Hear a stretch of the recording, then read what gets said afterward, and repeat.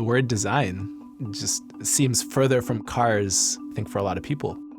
So much artistry goes into that and how you're portraying that and how you're creating that. It's a beautifully artistic process.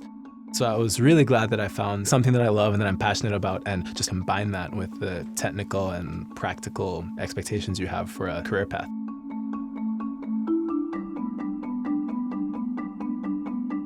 I was born in St. Andrew, Jamaica. Growing up, I spent a ton of time outside, which I feel like really sparked an interest and love for the natural world. Obviously, you have beautiful scenery there, and growing up, I was always really intrigued by animals and all those interesting solutions that nature would find. My mom and sister and I moved to Texas, which is where I went to high school. And obviously, the agriculture business is big in Texas, so the idea of pursuing veterinary medicine seemed really practical because you can apply that in a lot of different ways in an area and an economy like that. That practical mindset that my parents had kind of encouraged in me to. It's like, okay, you love this. How are you going to use it to make a living? You love animals? Be a vet.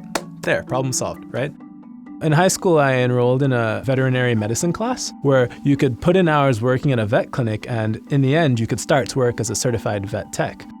When I came home, I was still doing a lot of drawing. Like I would draw animals at home. I would look at the anatomical structures in a lot of the textbooks, and I loved the medical illustrations there. I would see how they were illustrating those skeletal structures and again, those solutions that nature would find and how different joints came together. I loved looking at those forms, and I was drawing a lot of elements like that in my sketchbook at the time.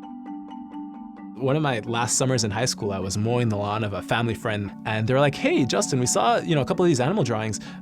You should talk to our son. He's a designer. He does a lot of drawing for work. I don't know if you've ever thought about car design, but you might want to talk to him."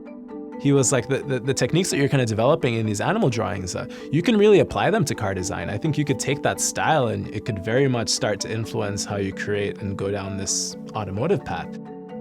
I interned here in 2014, and I did a lot of interior design at that time. I ended up really falling in love with that.